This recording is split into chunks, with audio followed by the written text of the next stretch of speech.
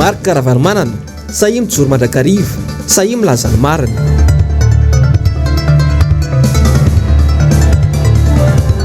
Antoko-tiky Madagasikara ireo lalana ny diaviny nandritra ny 20 taona. Fampiasam-bola nandritra ny Covid-19 ny taona 2020 betsaka ny tsy nahazoana tatitra mazava. Ankafaliana sy ampitiavana indray tompoko lasy sy tompoko vavy ny tsidihako ny tokantranonao amin'ity arivany alatsinainy fadimy ny volana jolay taona 2020 ity. Tonga soa indray anao tao anatin'ny fampalalam-baovao ny fahita lavitry ny MBS ka malasanao ampanajana sy ampitiavana ny tenako anaraka izany hatramin'ny farany. Fantoy omaly ny fankalazana ny 20 taona ny antoko tiky Madagasikara. Vavaka ofisorana anan'Andriamanitra ary nentina nankairezana ireo mpitarika sy mpikambana ao anatin'ny antoko no nentina nanohizana ny fankalazana omaly alahady. Taoriny ny fitoam-pivavahana dia nandray fitenenana ny filomarika ravanomanana ka niatefa tamin'ny mpikatroka anatin'ny antoko sy ny vahoaka malagasy sy ny afatry ny filomarika ravanomanana. Andeha rahantsika izay afatra izay eo amin'ny sary sy rindran-tsary ny toky Ramarola. Dia misotran'Andriamanitra lehibe isika afaka nantanteraka ny fantompivavahana izay nataontsika teo. Tena mpifaliana tokoa no ahafahana manatanteraka izany androany. Ary dia misotran'Andriamanitra ihany koa isika noho ny nanomezany antsika ity fotoana ity. Nanomezany saina endry manaja sy manome voninahitra azy. Amin'izao fankalazantsika ny tsingerin-taona ny 20 taona ny tiky Madagasikara izao. Fotoana anankiray manana ny tantara zany ary fotoana anankiray tokony tsy ho adino koa dia sady miarabanareo atonga eto no miarabantsika rehetra na tratra izany fotoana zany. Fotoana lehibe zany hoe aminareo.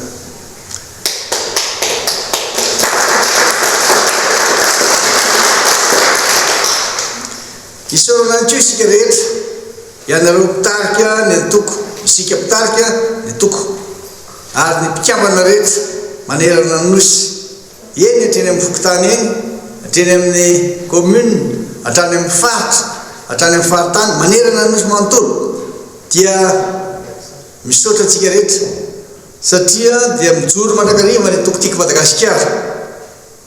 Raha ny taona no jerena dia tena mbola tanora zany 20 taona zany tena mbola ao anatin'ny herin'ny tsara mihitsy isika noho izany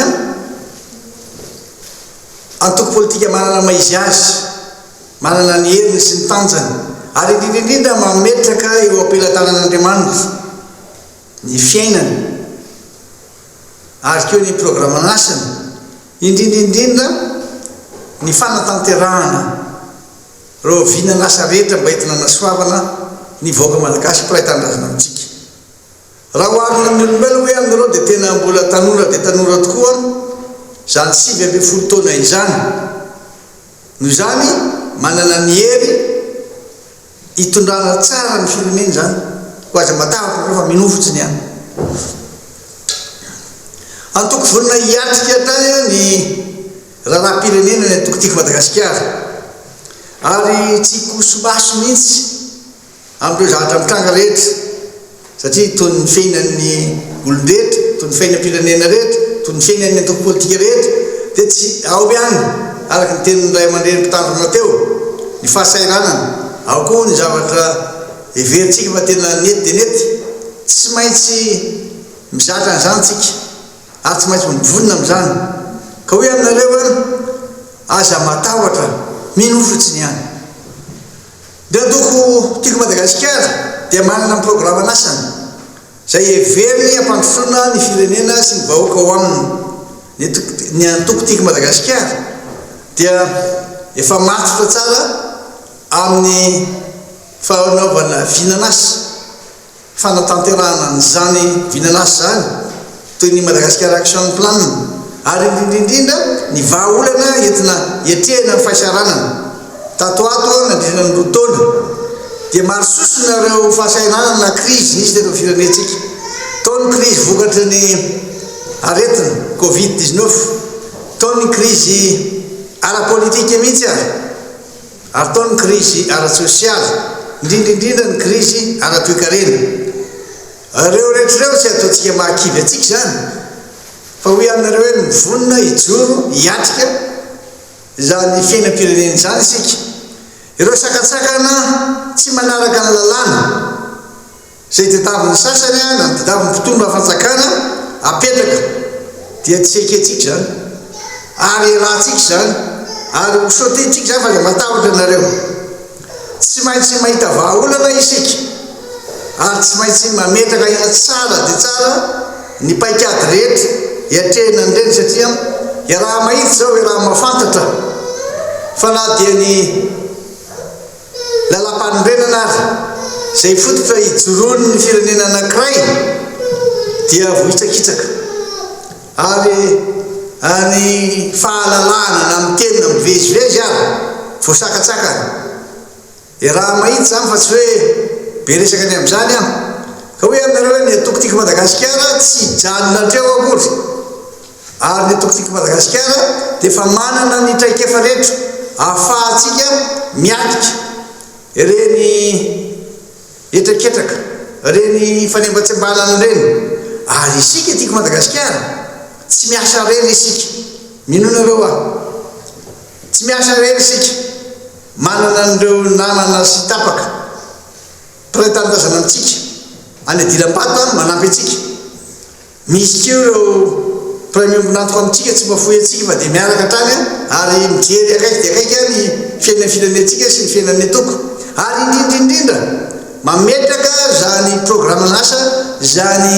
fanatanterahana ny didy zany amin'ny Andriamanitra ary enontsika tsara teo aza matahotra izy fa momba anao andrakariva dia efa teny famezatoky eo atsika zany ka dia ny afatra ho antsika rehetra an'io ripikambana ato amin'ny atokotika Madagasikara dia sahia mijoro mandrakariva sahia milaza ny marina ary sahia miatrika zay fahasahiranana mety hitranga matoa amin'ny teny zany dia fantatra tsara fa mbola ao ihany ireo sasany zay tsy amela mihitsy ny ampandrosoana an'ity firenena ity fa ny tombontsoa manokana dia davina tsy maintsy mijery isika zay soa imbonan'ny malagasy ary tsy maintsy hijery isika zay lalana rehetra azontsika laleha mba hahafahantsika miala amin'izao fahasahirana zao fa mijaly ny ankamaroan'ny voaka malagasy fadiranofana ny any ambanivohitra tsy mandry andro tsy mandry alina eo amin'ny fandripahalemana ary indrindraindrindra hoe aminareo reo zanatsika tsy mba afaka anao ny fanadina toyny zanaky ny manana alay fisaratseny le ny fanambarana etsero reny fa betsaka reo zanatsika reo zanaky malagasy tsy mahazo ny convocation anaovana fanadinana no ny vola-kely ampy ny tanany dada sineny tena mamontsa betsaka reo zanatsika tsy afaka manao fianarana intsony fa voatery miala manampy ny dada sineny ka dia hoy aho hoe maherezy ary aza matara nareo fa tena mitady zay fomba rehetra isika ankehitriny mba hahafahantsika mijoro hatrany tsy mendrika eo amin'ny malagasy zany zavatra mitranga amin'izany tsy mendrika eo an'ny firenentsika zany tsy mendrika ho azy zany tsy mendrika ho anareo zany tsy ho mendrika atsika rehetra zao fahasahiranana menjady zao firenena manana maizy azy Madagasikara ary firenena afaka iseho afaka alain'ny sasany tahaka saingy indrisy ho iaho aminareo ny zavatra mitranga eto amin'ny firenentsika ny tsy fahaizana amin'ny tantana ny fitamatamana ary indrindraindrindra ny fijerevana tsy mitovy ka lasa manilikilika ny sasany mba tonga atsika toy izao tsy maintsy apetraka ny fampatopisana na amintsika samysika zany atao fitimbanana tsy maintsy apetraka ny fampatopisana amin'ireo mpiara-miombonantoka amintsika ary tsy maintsy apetraka ny fampatopisana amin'ireo firenena dehibe zay manakatao afaka anampinantsika tsy hijery fotsiny isika reo mpiray-tanindrazana amintsika rahalahntsika nabavintsika zanatsika ray aman-drenitsika any amin'ny atsimo any amin'ny tapany atsimo Madagasikara iny amin'ny faritra androa ihany tsy hijery fotsiny tsika fa tsy maintsy anentana ny olona rehetra mba hafantatra reo moa zany manjo azy any zany mba hitanareo hoe zany mihinana hoditra izany tena misy zany, misy manadio tena, misy milaza fa tena misy zany, ka dia fampahirezana no ataoko zay ny afatra, ary famezana fanantenana, faharetana, ary indrindrindrindra ny fitiavantsika. Raha mbola misy azo atao foana anampina ny namantsika ireo zanatsika dia tsy amihana zay soan'izy ireo isika. Ka dia hoe aminareo hoe ny fotoana androany dia natokantsika tonanam-bavaka ny fantatranatsika ny fa 7 taona ny orenany Antokotiky Madagasikara. Omaly dia ireo olom-boafidy toy sy lombavam-bahoaka sy toabro politika no teto niara-nandinga izay rafitra vaovao sy fomba fiasa vaovao atao. Androany dia miaraka amin'ny tovady aman-janaka sy anareo tena azo natsono dia miaraka eto metsika fanombohana ihany zao mbola tohizatsika ty fa zay matavatra nareo zany fankalazana fa 7 taona zany hoe aminareo tsy mitsahatra mitsahatra tohizatsika foana zany dia minofotsiny ihany mamerina re zany fisorona sy fankasitrahana atsika rehetra amin'ny fahatongoavana amin'ity alady rivo ty. Misoratra manokana ny ray aman-dreny mpitandrina pasteur Fidy Malala nanaiky mba hitondra ny fantompo-pivavahana sy ampahafantatsika tsara ny afana tokony sazy atsika toy ny hiraka nampanaovana ny Jeremia, ary mahazavatsika tsara, mahazava tsara angambany fa tsy mora akory lalana nizona zany olona nahazo hiraka zany na mission zany. Misotra manokana ihany koa mitendry tena mety tsara lizika dia neka dia mbola hitoy manakariva ny fiarahantsika miasa zay zany fa dia mankahery antsika rehetra ary dia ho samy tena manitra zao tsika rehetra. Faraky ny efanambara sy hitantsika teo dia tamin'ny alalany fanompo-pivavahana tetsy Faravohitra no nentina nankalazana ny 7 taona ny Antokotima tamin'ny Omaly. Ny mpitandrina Fidy Malala Andriamasinoro no nitondra ny afatry ny soratra masina tamin'ny Omaly. Andeha raintsika indray ary ny famtinana izany afatra sy fampahirezana izany. Mbola eo amin'ny sary sy rindra-tsary ny Toky Ramarola Atrany.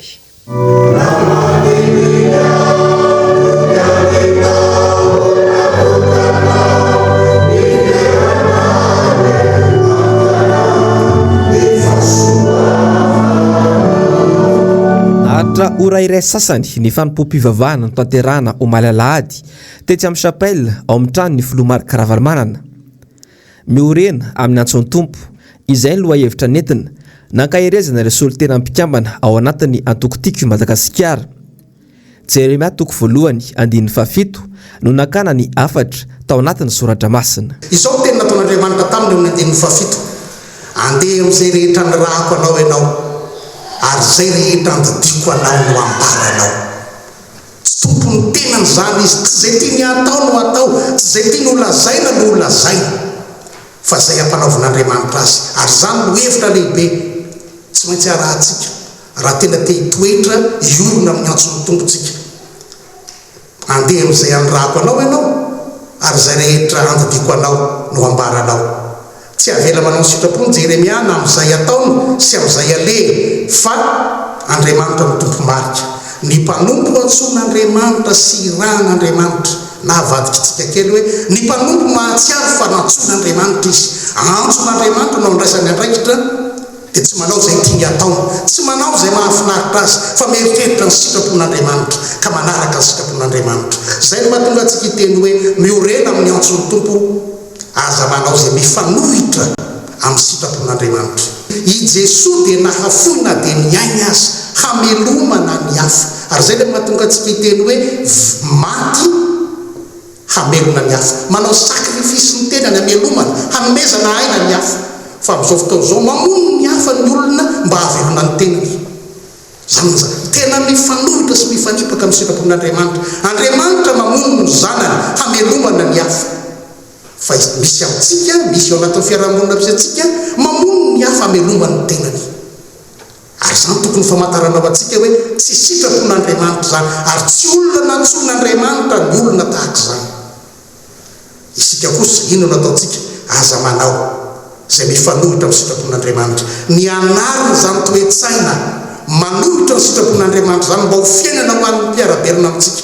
Zany no mangatahana amintsika ho antsika tsirairay avy, ho an'ny fikambanana zay najontsika ka izotra amin'ny sitrapon'Andriamanitra, mahatsiaro fa antson'Andriamanitra, mahatsiaro fa vocation avy amin'Andriamanitra nampijoroantsika zavatra anankiray. Ohatra amin'ny resakitsika antoko tiako Madagasikara, raha mahatsiaro tsika fa tena vocation avy amin'Andriamanitra zany, aza manao zay mifanohitra amin'ny sitrapon'Andriamanitra tahaka ny fanaon'ny sasany, fa mijoro ho mpanompo ny fahamarinana, mijoro ho mpanompon'Andriamanitra, mijoro ary miorena amin'ny antson'Andriamanitra. Tazana natrika ity fotoam-pivavahana ity moa ny fady amanjanaky ny filoha Marc Ravalomanana, ny solitena andreo mpikambana ao anatin'ny antoko ary ireo olom-boafidy sasatsasany lany tamin'ny anarany Tiako i Madagasikara. Fa atao anatin'ity fanadihadiana manaraka ity dia hoarainao atao anatin'ity fanadihadiana manaraka ity ny lalana no lalovan'ny antoko Tim nandritra izay 7 taona izay nosoratany Mariny Andriatsoava eo amin'ny rindran-tsary Toky Ramarla. Ny taona 1977 dia nisafidiny sehatra teo amin'ny tontolo politika ny filoham-pirenena teo aloha Marc Ravalomanana, fony izy mbola tale jeneraly ny orinasa Diko. Nanangana ny fikambanana Tiko arivo izy raha nikasa irotsaka ho fidiana ho ben'ny tanàna Antananarivo renivohitra. Ny 14 Novambra 1977 dia lany voafidy hitatana ny fiadidiany tanàna Antananarivo renivohitra Andriamatoa Marc Ravalomanana. Tsy nananatra-kefa tamin'ny politika ny tenany tamin'izany, saingy kosa namiratra tamin'ireo fananganana fotodrafitrasa maro entina anatsarana ny fampivoarana ny renivohitra Madagasikara. Roa taona taty aoriana nirotsaka ho fidiana ho filohan'ny Repoblika Madagasikara Andriamatoa Marc Ravalomanana, ary maro ireo mpanaradia tao anatin'ny antoko Tiko arivo no nanohana azy. Efa tamin'izany no nanakoako ny hira fanevany hoe Tiko i Madagasikara izay vetesin'ny mpihira Kalaza Bodo. Ny 19 Desambra 1977 dia niroso tamin'izany fifidianana filoham-pirenena izany i Madagasikara. Andriamatoa Marc Ravalomanana niaraka tamin'ny amiraly Didier Ratsiraka izay filoham-pirenena amperinasa tamin'izany fotoana izany no kandidana tanjaka nandritra io fifidianana io. Nivoaka moa ny valim-pifidianana ofisialy dia nandresy teo amin'ny fihodinana voalohany i Marc Ravalomanana, saingy nitsipaka izany ny fanjakana Arema ary nikasa anao fihodinana faharoa. Noho izany dia niditra tamin'ny krizy roa sy roa arivo i Madagasikara. Vokany vahoaka anetsy ny nidina an-dalambe tena mikanja ny 13 Mey nitaky ny fametrahana an'Andriamatoa Marc Ravalomanana ho filoham-pirenena isan'andro nandritra ny enim-bolana araka ny voka-pifidianana ofisialy izay navoaka ny fitsarana avo momba lalam-panorenana na ny HCC tamin'izany fotoana izany. Nihitatra tany amin'ny fatra manerana ny nosy mihitsy ny hetsika ary ireo renivohim-paritany dia nahitana izany hetsi-bahoaka izany avokoa. Ny roa Jolay 2020 napetraka tamin'ny fomba ofisialy ho filoham-pirenena ny filoha Marc Ravalomanana ary nangoropotsy tanteraka ny kianjam-peny Mahamasina tamin'izany fotoana izany. Ny ampitsony 3 Jolay 2020 nijoro ny antoko Tiko i Madagasikara. Nanomboka nitantana ny firenena ny filoha Marc Ravalomanana. Afaka niasa amin'izay ny antoko Tim. Ny andrandra fanovana ny vahoaka malagasy an-tapitrisany tamin'izany fotoana izany. Natanjaka tokoa ny antoko Tiko i Madagasikara satria dia saika ananany avokoa ny maro anisa na teo amin'ny fifidianana solombavam-bahoaka na ny fifidianana loholona, eny hatramin'ny fifidianana ben'ny tanàna. Ny asany antoko Tiko i Madagasikara izay nitarihan'ny filoha Marc Ravalomanana na intsy mihitsy moa ingamanandafy rakotonirina laza fa tokony misy Ravalomanana be dia be dia amin'izay mandroso ny firenena. Ny antoko Tim dia nalaza tamin'ny leadership sy ny fanajana toromarika ka isan'izany no tena nampamafy ny antoko nandritra ny fotoam-pitondrany.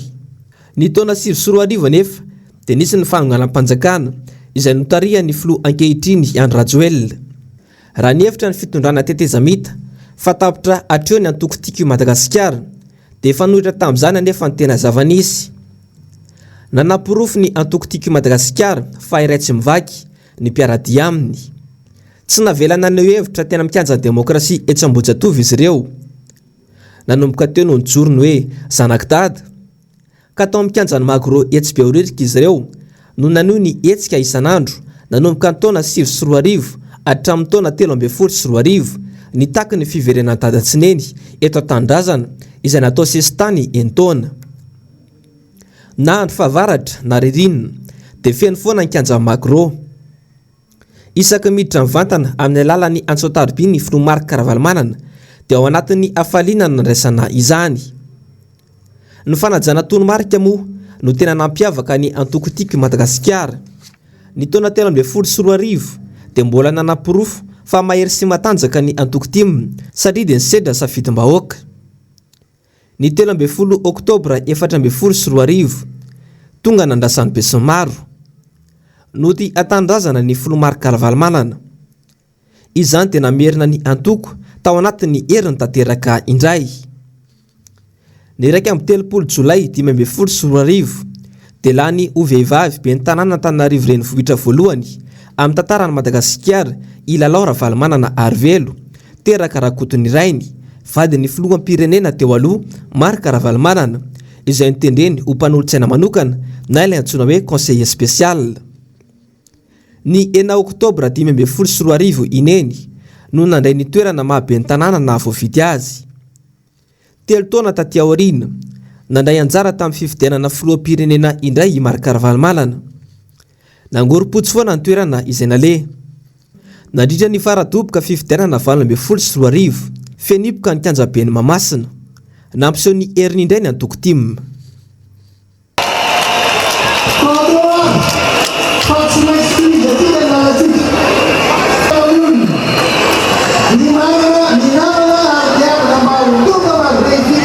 Amin'izao fitondrana TGV izao dia mijoro mpanohitra indray ny antoko tiky Madagasikara. Izany raha teo ny voafatra ao anatin'ny lalam-panorenana ao amin'ny 14. Ny lalàna 12 tsipika 13 ihany koa dia mamaritra izany. Ny 15 Febroary 2014 dia niroso tamin'ny kongresy lehibe ny antoko tiky Madagasikara ka niroso tamin'ny fameloma maso na ny redynamisation ny antoko. Zava-dehibe ho an'ny antoko izany, indrindra ho an'ny fanavaozana sy ny fanamafisanorina ny antoko. Tsy vita iray andro moa izany fa misy ireo dingana tsy maintsy arahina. Nisy ny fanavaozana amin'ny ampahany Brao Nasionaly mba ahafahana manao ny redynamisation. 15 taona aty aoriana dia mbola mipetraka ho foto-kevitra ny fanarahana ny fitsipika. Ao ihany koa ny fanajana ny etika politika. Ny antoko tim moa dia natao ho an'ny malagasy rehetra ary mikatsaka hatrany ny tombotsoan'ny be sy ny maro. Izay ny amin'iny fa ivadika pejiny vaovao afatanteraka kosa isika dia lazany teo anivon'ny UNICEF fa tsy manana traikefa ny mpampianatra frama eto Madagasikara. Antony mahatonga ny farapahaizan'ny zaza malagasy ho ambany dia ambany. Misy antony natonga izany ary misy antony matomseho izany. Misy kosa nefa ny vahaolana hoy ny teo anivon'ny Sempama tamin'ity androany ity. Nambitso ve sitraka sy Mateo Prince. Tokony namantatra ny antony mety mahatonga ny fahitana ny tsy fahampitraikefan'ny maître Fram aloha izay vao miroso amin'ny fanomezan-tsiny sy ny fandrosoanan'ny UNICEF raha nambarany teo anivon'ny Confédération syndicale ny mpampianatra eto Antananarivo. Voalohany amin'izany zao ny hoe toy ny ahoana ny fomba andraisana an'ireny mpampianatra Fram ireny manerana ny faritra fa tsy izay misy eto Antananarivo ihany. Raha nolazainy loharanom-baovao iray izao dia vao mahazo ny diplôma BEPC na BAC ireo mpianatra any amin'ny faritra sasany dia efa entanina ary terena mihitsy aza hiditra ho mpampianatra Fram. Arak'izany tsy mbola manana ny fahaiza-manao izy ary tsy fahadisoana anefa izany raha nambaran'ny Sempama hatrany. Ny antony mety mahatonga ny fikambanana lehibe ohatra ny UNICEF na ny hevitra tany amin'ny eny aman-jery isan-karazany dia ny fahitanay azy atao amin'ny Confédération syndicale Sempama dia ny tsy fisiany atao hoe politika mpanabeazany mazava ary matotra eto amin'ny firenentsika. Izay lafiny ara-politika tsy fisiany ara-politika mpanabeazany eto Madagasikara izay no miteraka olana isan-karazany izay mifatratra ny ankamaroan'ny fotoana any amin'ny atao hoe mpampianatra Fram izay voalaza ao anatin'io fanambarana ny sahany io fa ao anatin'izay nefa dia misy ny ao anatin'ny fanabeazana misy ny atao hoe tokotelo mamasana handro mpampianatra mpianatra ary ny ray aman-dren'ny mpianatra. Ny faharoa nisy ireo formation continue izay nahatonga ny lenta mpampianarana teo aloha izay nanaraka ny fenitra tokony ilany firenena amin'izao fotoana izao a tsisy tsony izany zavatra zany amin'izao fa manaraka an'izay tiany olona izay nampindramina fahefana atao a ny mpampianatra.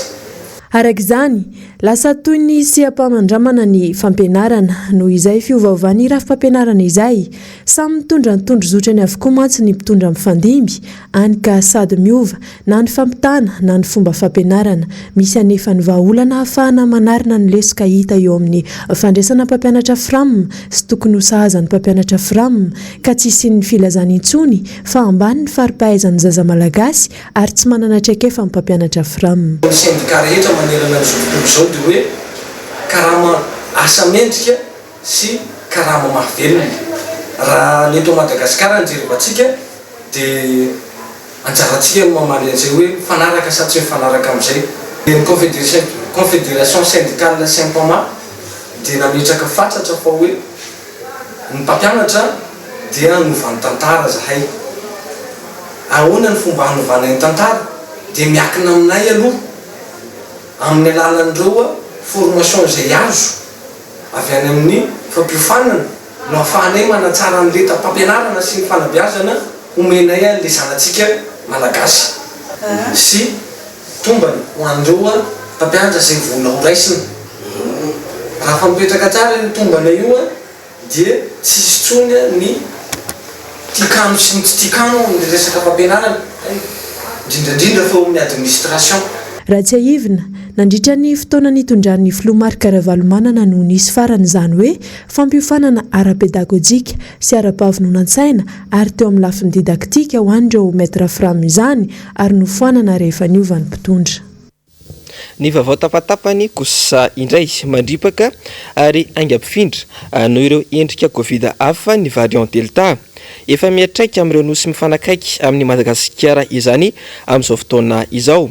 Ao la réunion apony ireo tranga voamarina afantatra araka ny tatitra nataon'ny ministra ny fahasalamana Mauriciana ihany koa fa misy tranga telo voamarina ao amin'izy ireo. Mafimafy kokoa noho ireo no misy ao Seychelles. Hita ao avokoa ireo karazana variant toy ny beta Afrika Tatsimo, ny variant delta indiana ary ny variant alpha anglisy ary ny tatitra nataon'ny commission misana ny fahasalamam-bahoaka ao samy manao ny ezaka sy ny ady rehetra isoroana ity variant delta ity avokoa ny firenena rehetra amin'izao fotoana izao. Isan'ireo nandray fepetra entitra amin'izany ny manam-pahefana ao Mayotte amin'ireo fepetra ara-pahasalamana ampiarina ao amin'izy ireo na dia tsy mbola nahitana tranga aza hatramin'ny androany.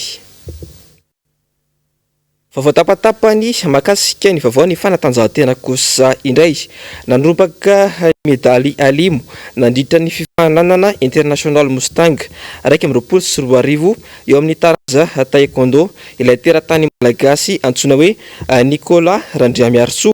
Izy izay tafiditra ao anatin'ireo atleta sangany maneran-tany noho ny fahaiza-manaony. Tsy vao izao fa maro ireo lalao natrehany izay nampisongadina hatrany ity atleta malagasy ity ka nahazoany medaly maro raha tsy laza afa-tsy ireo lalao ampitandavitra nanomboka tamin'ny herintaona. Teratany Grika nahazo ny medaly volamena nandritra ity lalao international Mustang raika sy 20 ity izay natao ampitandavitra. Atleta Alemana kosa no nandrombaka ny medaly volafotsy ary teratany roa avy ny Autriche no teo amin'ny laharana faefatra sy fadimy atao rin'ity atleta malagasy ity. Ny vaovao maresaka iraisam-pirenena kosa indray dia olona efatra no maty amponina anjatony no tsy maintsy nafindra toerana vokatry ny firetana mahery atao atsimon'ny Chypre ny farany herinandro lasa teo. Nampanasarotra ny famonoana ny afo ny fitsokon'ny rivotra teo ihany koa ny hafanambe tany antoerana izay efa nananika hatrany amin'ny 5.70 degré Celsius tamin'ny farany herinandro iny. Iando miaratiana sy Andry Rakotomarala. En pleine nuit, cet immense massif forestier en flammes. Nandravarava ny afo tao atsimon'ny Chypre ny farany herinandro teo anelanelana ny tanàna Limassol sy Larnaca. Olona efatra no maty, ponina amin'ny tanàna maro no voaterina afindra toerana. Vola hektara maro no rotoky ny afo ary lasa lavenina. nanao izay ho afany ireo mpamonjy voina tamin'ny famononany afo. Nisy ampaly ihany mbola tsy voafehy noho ny fitsokony rivotra sy ny hafanana izay efa nananika hatrany amin'ny 17 degré Celsius ka nampanano sarotra ny asa. Tsy mbola nisy loza sy trangana firetana na hery vaika toy izao tany an-toerana. Tao anatin'ny taona maromaro hoy ny filoham-pirenena raha nidina ifotony hijery ity tranga ity. Ny antsovonjy ary nangataka fanampiana tamin'ireo firenena Europeana ny manampahefana an-toerana ho fiatrihana ny loza. Nisy avy hatrany ireo namaly ny antso toa ny Grèce sy Italia. Raha ny vaovao hatrany, lehilahy iray 17 taona no voarohirohy ho natonga ny firetana no avy dia natao famitorana.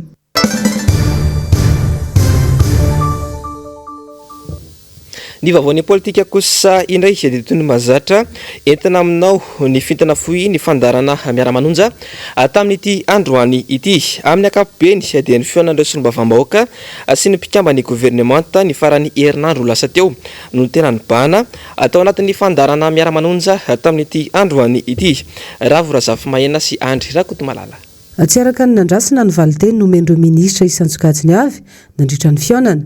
Anisareo nanafisafo ny fanontaniana mahakasika ny fitsarana eto amintsika ny minisitra tompony andraikitra raha tsy ivina dia zavatra iray nandrasan'ny mpanara-baovao maro ny mahakasika ny fanoherana eto Madagasikara. Andriamatoa minisitra ianareo io zany na inona zavatra teneny le solombavambahoaka anareo eo dia tadidio hoe tsy eny an-dalantsika no miresaka. Marina fa fivoriana azony be sy ny maro atria ny fivoriana io fa tsy any an-dalantsika miresaka ao anaty lapitsika no miresaka. Dia zay firesantsika ho an-dapy zay dia zay zany ny zava-dehibe ao anatin'izy hoe tsy misy hoe fanalam-baraka anareo fa zay mihitsy ny demokrasia ao anatin'ny lapany demokrasia tsika malalaka mifaneho-kevitra ao anatin'izany lapy zany. Fa raha ao anatin'ny teny miaram-pirenena io tsy mahazo maneho hevitra ohatra ny nataon'ny solombavambahoaka na ivra olodinina ny solombavambahoaka dia dikan'izany zany akatinareo mihitsy lay malapa ny demokrasia n'lay anteny miaram-pirenena io ange ny lapy. Tsy misy fanalam-baraka na ray segondra mihitsy zany rehefa ao an-dapa ao izy no miteny.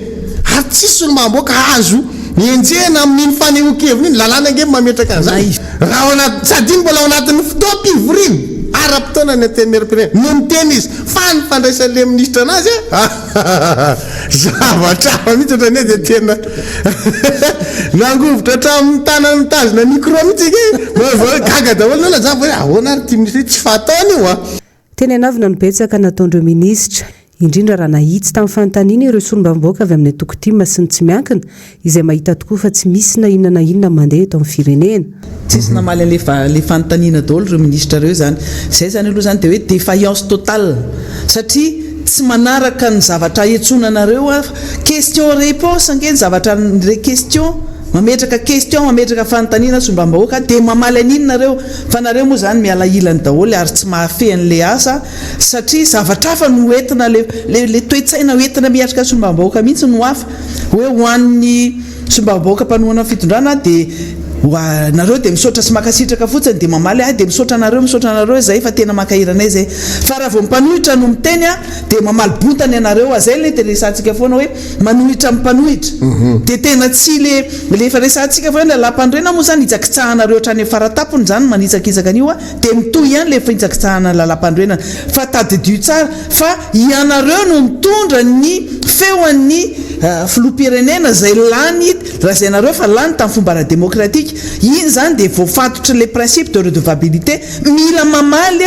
ny zavatra ataonareo ao anatin'io fitondram-panjakana io fa zany hoe rehefa kobokobon'ny rary moa dia miteny ho azy tsy anontaniana le ministre ny environnement satria zany ny teniny hoe malaza amin'ny resaka népotisme sy favoritisme tsy niteny mihitsy hoe betsileo ny ao anatin'io no tendrena tao anatin'ny cabinet na nitendreny na foko iny fa tonga dia niteny ministra hoe iza no niteny anao fa dia hoe manendry hoe betsileo sy ny fianakaviako daholo ao anatin'io ministera io dia izy ihany dia efa mamivaly an'le izy zany maître ianitra solombavambahoaka tsy nanontany hoe betsileo na iza natao anatin'ny kabinenao fa mazavy zay anoteneniko zany fanontaniana hoe malaza amin'ny népotisme sy ny favoritisme ka inona no azonao ambara momba an'izay. Ankoatra ny fitondrana fanazavana mahakasika ny fionan'ireo solombavambahoaka sy ny mpikambana gouvernemanta moa voaresaka tao anatin'ny fandarana miara-manonja ihany koa ny raharahan'ny pirenena amin'ny ankapobeny toy ny Keriany Atsimo-Nosy sy ny Toakarena. Fahafantanina maro sosina no mipetraka amin'ny vahoaka malagasy amin'izao fotoana izao momba ny fiasan'ny mpikambana eo anivon'ny gouvernemanta malagasy. Ny tsikaritra dia tsy ahitana vahaolana mihitsy ireo krizy maro lafy eto amin'ny firenena amin'izao fotoana izao. Solombavambahoaka iray nitondra fanazavana sy ny heviny momba izany tamin'ity androany ity. Germain Menjanary manoro Andriamalala. Nampametra-panontaniana ny fihetsika sy ny valinteny izay nataon'ireo mpikambana ny gouvernemanta ho an'ireo solombavambahoaka nandritra ny fionana mivantana ny farany herinandro teo. Ny tsikaritra dia tsy mahavany olany vahoaka malagasy intsony ny mpanatanteraka, any ka valiboraingana sy valinteny anavona tahaka ireny no setry ny fanontaniana izay napetraka. Nambaran'ny solombavambahoaka Alairatsimbazavy fa fotoana tokony ikarohana vahaolana mba anarenana ny firenena izao zava-misy sy miseho ankehitriny izao. Miaina ao anatin'ny krizy tanteraka ny malagasy ary ao anatin'ny andro aman'alina amin'izay hoaviny izay ny vahoaka malagasy rehetra ka tokony ho tonga saina isika. Hita nefa fa toa valibotana na ihany koa ankadezerana indraindray ny amalin'ireo mpikambana ao anivon'ny gouvernemanta amin'ireo fanontaniana izay asetrin'ny solombavambahoaka izany. Hita taratra ny tsy fifanajana ao amin'ny hoe lapa ny antenimieram-pirenena no iresahana ary andraikitra apetraka ny lalàna velona eto amin'ny tany sy ny firenena no anraterahan'ny solombavambahoaka amin'izay fametraham-panontaniana sy tsikera ho an'ny gouvernemanta izay. Ahitana taratra ihany koa fa tsy misy izay solidarité gouvernementale izay satria raha nijerena ny zavatra nisy tao anatin'izay fionan'izay dia samy nanao an'izay niarovany ny tenany fotsiny ireo ministra tsirairay izay nandray fitenenana. No mafisin'ity solombavambahoaka ny Madagasikara ity hatrany fa olana maro lafy no miseho amin'ny vahoaka malagasy amin'izao fotoana izao. Solotenan'ny vahoaka malagasy ny solombavambahoaka ka tokony hovaliana araka ny tokony ho izy. Hatreto tokoa mantsy dia nanjavona tsy hita intsony ilay tombanezaka izay fanaon'izao fitondrana izao isaky ny 3 volana. Ireno ity solombavambahoaka ity dia manamafy fa mpitondra tsy mahavaolam-bahoaka no mitondra ankehitriny. Fa solombavambahoaka maromaro no miray fo mandahy ary tsy mankasitraka ny ministry ny fitsarana mikasika ny orinasa Telma izay nanome rariny manoloana ny fibodona tany eto Madagasikara. Nambitso velositraka sy Mateo Prince. Ny malagasy no tompon'ny tany fa tsy ny karana sy ny vahiny no hanao botolo ny tany eto amintsika raha ny fanambaran'ny solombavambahoaka ny Madagasikara androany manoloana ny fibodon'ny orinasa Telma ny tany etsy Antanandrano ka nanomezan'ny ministry ny fitsarana rariny izany orinasa izany. Mila sarotiny amin'ny tany ny malagasy raha ny fanazavan'ny solombavambahoaka misahana ny fananantany. Nisafoaka moa ny ministra nandritra ny fifanatrehan'ny rotota ary mbola nodisonitra solombavambahoaka fa tsy rary ny tia nataony ity. Kasika ny Antanandrano raha ny azoko resahana dia aoko ho fantatsika fa be dia be loatra ny resaka mandeha lasa mampisavorivoro ary lasa mampandainga fa fintelo ianao monsieur le député ny tonga tao amin'ny bloc tao ary raha ny amin'ny bloc fotsiny zay fa ny any amin'ny sampany raha fa ministera dia efa misy bebe hafa mihoatra an'izany mihoatra ny telo. Ny any amin'ny mpitsara dia saika anisany mbaravarany fitsarana dia efa voatapitra voatetezinao intervention ny dikan'izany. Ary io intervention io rehefa diso tafahoatra dia mba be ny kivy ary be ny sahirana. Fa amin'ireo mpitsara ireo be dia be araka ny teninao teo misy manao mety, misy koa tsy manao tsy mety. Fa ny mpitsara toko dia efa vonany amin'izany ary efa miasa an'izany.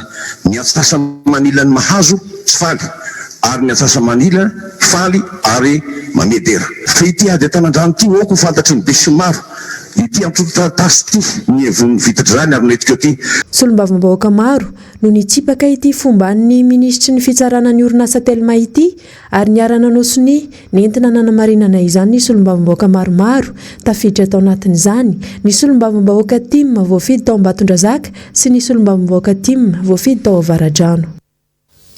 fanamoaka tatitra momba ny fampiasam-bolam-panjakana nandritra ny valanaretina coronavirus tamin'ny taona 2024 lasa teo iny androany ny France mombam-pirenena na dia nisy aza ny ezaka nataony mpitondra fanjakana malagasy mikasika ny fametrahana ny mangarara dia hita ho betsaka ihany koa ny lesoka ary maro ihany koa ny tatitra tsy mazava atao anatin'izany hoy hatrany ity France mombam-pirenena ny resaka tamin'ny zavandremaefa sy tahirinena androany ity. Saika vola avy amin'ireo mpiara-mombona antoka avokoa no nampiasain'ny fanjakana iadivana tamin'ny valanaretana Covid-19 tamin'ny taona 2024 iny raha toka 900 fotsiny ihany no vola mandidio nivoaka avy amin'ny fanjakana. Tsy mazava nefa ny tatitra avy amin'ny ministeran'ny vola sy ny toe-karena ho ny firaisa mombam-pirenena mikasika ny nandaniana ireo vola ireo. Raha nijery zay tanatin'ny tranonkalany MEF dia misy 929 milliards d'ariary hoe engagement kanefa rehefa nidiniana akaiky ilay izy dia misy 637 milliards d'ariary izay tsy voazava hoe inona nandaniana an'izay. Izay midika hoe mbola tsy voatery hoe lany fatany ilay izy fa tsy voamarina atao ilay izy hoe inona ny antony nahatonga ilay izy ny tena marina izay. Dia nahita konkoa izay ankoatran'izay amin'ny frais médicaux dia misy ny fiakaran'ny vola makany amin'ny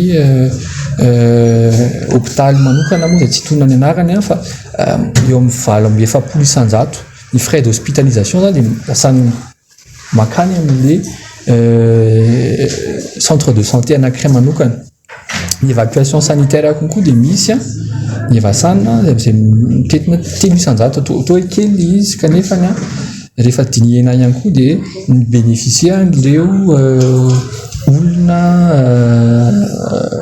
vitsy fotsiny izy fa tsy ny asa-panjakana maro samihafa no afaka sitraka anazy zany.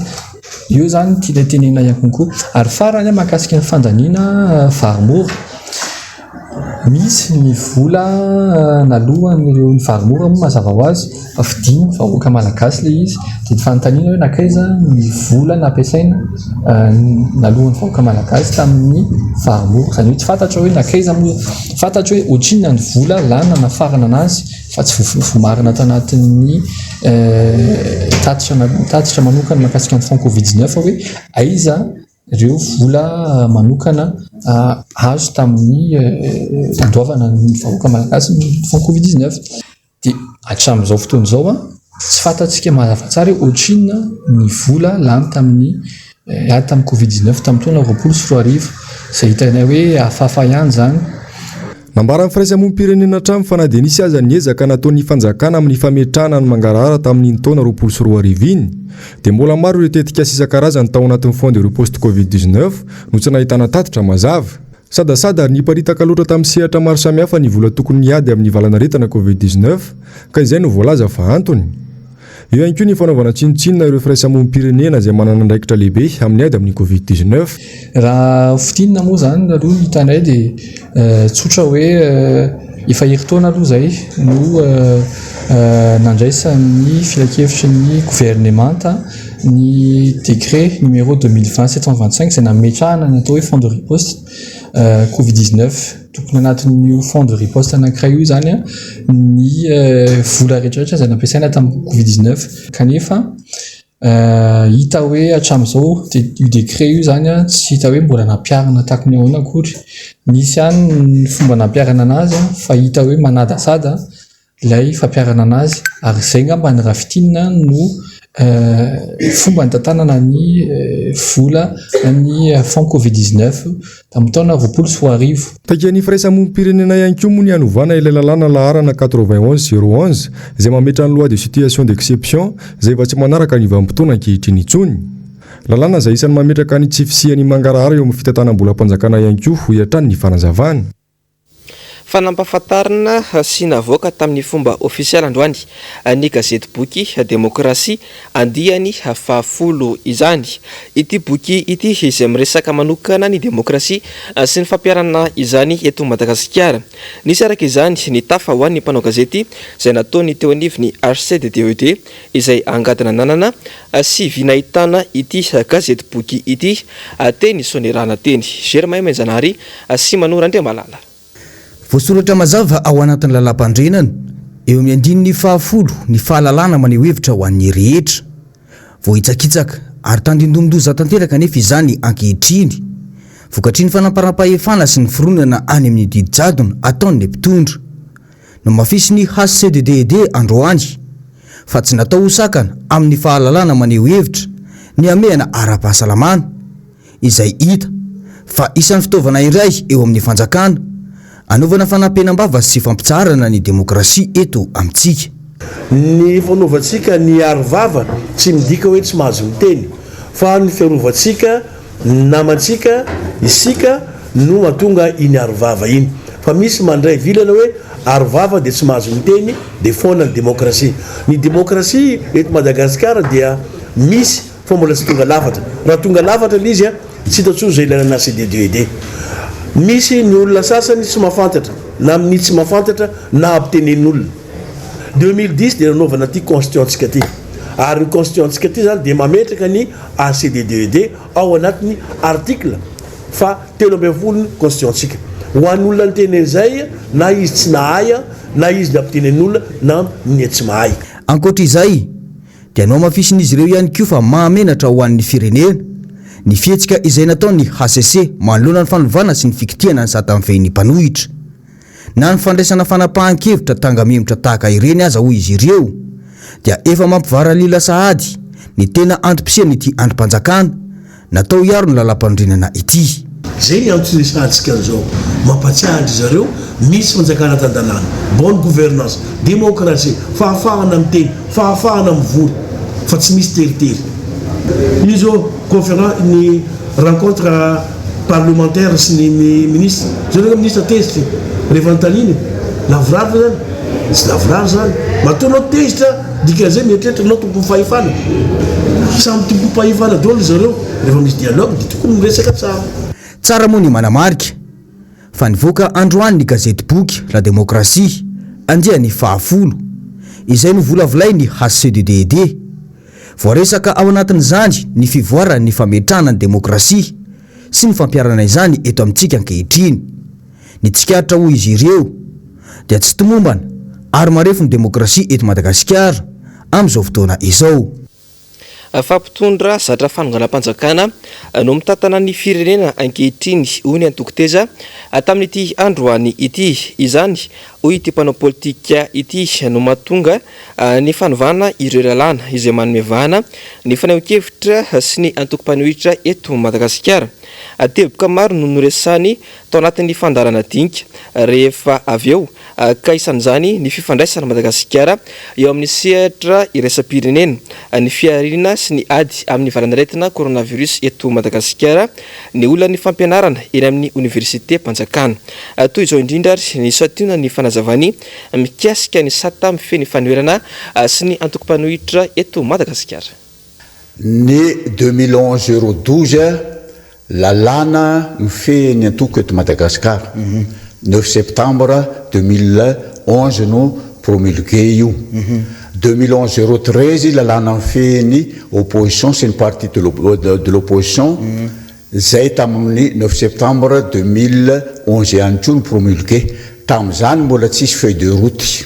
Tiako tenenina zany iny lalàna mikasika ny